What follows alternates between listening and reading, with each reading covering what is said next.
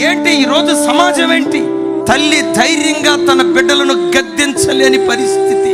కళ్ళల్లో నీళ్ళు అట్లాగే కుక్కుకొని వీడినంటే ఎక్కడికి వెళ్ళిపోతాడో, వీడి మీద చెయ్యెత్తితే నన్ను కొట్టడానికి వాడు ఎక్కడ కాలెత్తుతాడోనని బిక్కు బిక్కుమంటూ తల్లిదండ్రులు భయపడుతున్నారు. ఇంట్లో తండ్రి మాటకు ఒక్క మాటకు లోబడకుండా మందిరానికి వచ్చి రేయింబాబుళ్ళు పరిచర్య చేస్తే ఆ పరిచర్య దేవుడు అంగీకరిస్తాడా? అరే, కన్న గర్భానికి గద్దించే స్వతంత్రం లేదా? రెక్కల ముక్కలు చేసుకొని కష్టపడుతున్నారే, చెమటోడ్చి మట్టి పని చేసి చిరిగిపోయిన బట్టలు వేసుకొని మాస్కులు వేసుకుని బనియన్ వేసుకొని వాళ్ళ రక్తాన్ని చెమట రూపంలో దారపోసి కార్పొరేట్ స్కూల్లో చదివించారే, కార్పొరేట్ కాలేజీలో చదివించారే. ఓ యవన కుమారుడా, ఒక్క మాట అంటే తండ్రి మీద